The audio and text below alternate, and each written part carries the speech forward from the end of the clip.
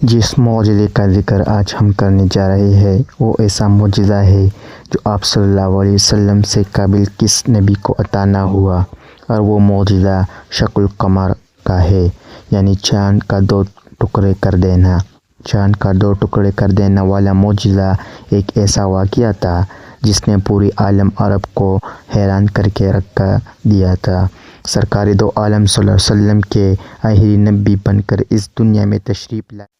اللہ کریم نے جس طرح دیگر انبیاء کرام کو مختلف معجزات عطا فرمائی، اس طرح سرکار دو عالم صلی اللہ علیہ وسلم کی ذات کو صرفہ معجزہ بنا کر دنیا میں بھیجا۔ آپ سے پہلے تشریف لانے والے تمام انبیاء کرام کسی ایک خاص معجزہ کے ساتھ مخصوص شہرت رکھتے تھے۔ مثلاً حضرت صالح علیہ السلام کی اونٹی کا معجزہ، حضرت موسیٰ علیہ السلام کے عصا کا سانپ بن جانا، حضرت عیسیٰ علیہ السلام کو مردوں کو زندہ کر دینا۔ لیکن سرکار دو عالم صلی اللہ علیہ وسلم معجزہ بن کر تشریف لائے۔ آپ صلی اللہ علیہ وسلم کی عادت و اطوار، آپ صلی اللہ علیہ وسلم کا کلام کرنا، آپ پر قرآن کریم کا نازل ہونا، اس سمیت کئی معجزات ہیں جو سرکار دو عالم صلی اللہ علیہ وسلم کی ذات کے ساتھ خاص ہے۔ اگر یہ کہا جائے تو بے جانا ہوگا کہ تمام انبیاء کے معجزات کا سرکار دو عالم صلی اللہ علیہ وسلم کی ذات میں جمع کر دیا، لیکن جس معجزے کا ذکر آج ہم کرنے جا رہے ہیں وہ ایسا معجزہ ہے جو آپ صلی اللہ علیہ وسلم سے قبل کس نبی کو عطا نہ ہوا، اور وہ معجزہ شق القمر کا ہے، یعنی چاند کو دو ٹکڑے کر دینا۔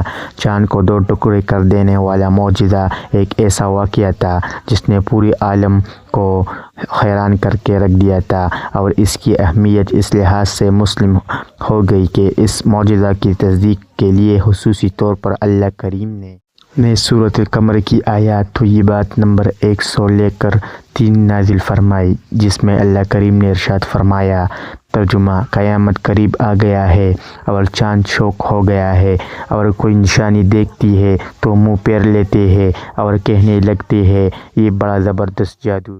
کفار آئے روز ایسا معجزات کا مشاہدہ کرتے رہتے تھے جن کو دیکھنے کے بعد کوئی سلیم الطبع انسان حضور کی رسالت کا انکار نہیں کر سکتا تھا، لیکن عقل کے اندھے ان کو جادو کہہ کر ٹال دیا کرتے تھے۔ آخرکار ایک رات ان کی فرمائش پر شق القمر کا معجزہ دکھایا گیا۔ مکہ کے سارے باشند منی کے کلے میدان میں حاضر تھے۔ آسمان پر چاند چمک رہا تھا۔ سرور کائنات صلی اللہ علیہ وسلم نے انگلی کا اشارہ کیا۔ اشارہ کرنے کی دیر تھی کہ چاند کا ٹکڑا دو ٹکڑے ہو گیا۔ دیکھنے والے کو یہ محسوس ہوا کہ اس کا ایک حصہ پہاڑ کی اس طرف اور دوسری طرف چلا گیا ہے، پھر وہ نانا فنا جڑ گیا۔ کفار یہ دیکھ کر تصویر حیرت بن گئی۔ ان کے پاس حضور کی رسالت کے انکار کا کوئی عذر باقی نہ رہا۔ ابو جہل بولا کہ بڑا زبردست جادوگر ہے، اس کا جادو آسمان پر بھی اثر کرتا ہے۔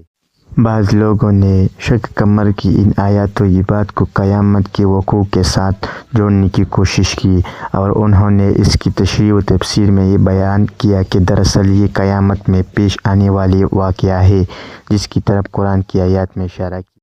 نیز واقعہ رات کو اچانک پیش آیا تھا، اور لوگوں کو کیا خبر تھی کہ ایسا واقعہ وقوع پذیر ہونے والا ہے کہ وہ بے تابی سے اس کا انتظار کرتے۔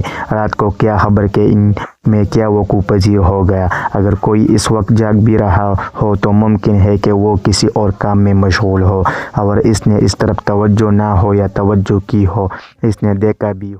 شق قمر کا واقعہ دراصل حضور صلی اللہ علیہ وسلم کی شان نبوت کا خوبصورت اظہار تھا۔ اس میں ایک تو حضور صلی اللہ علیہ وسلم کی شان واضح ہوئی، تو دوسری طرف سرکار دو عالم صلی اللہ علیہ وسلم کے اختیار کا بھی تذکرہ ہوا۔ آپ کا اختیار محض زمین پر نہیں بلکہ آسمان پر موجود چیزوں پر بھی چلتا۔ تمام مخلوق آپ کے اشارے کے تابع ہے۔ آپ چاہے چاند کو دو ٹکڑے کر دے، پسند فرمائے تو غروب ہوتا، سورج واپس لے کر آتا۔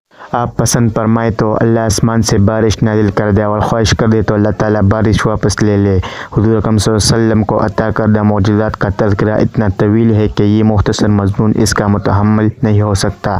صرف یہی کہنا چاہتا ہوں کہ چاند کے دو ٹکڑے ہونے کا واقعہ حضور صلی اللہ علیہ وسلم کی نبوت کی صداقت کی دلیل اور آپ کے اختیارات کا اظہار ہے، اور آپ کے بے شمار معجزات میں سے ایک معجزہ ہے، اور بندہ مومن کے ایمان کو تازہ کیا ہے۔ اللہ تعالیٰ کریم ہمیں آقا سے دو عالم صلی اللہ علیہ وسلم کی محبت عطا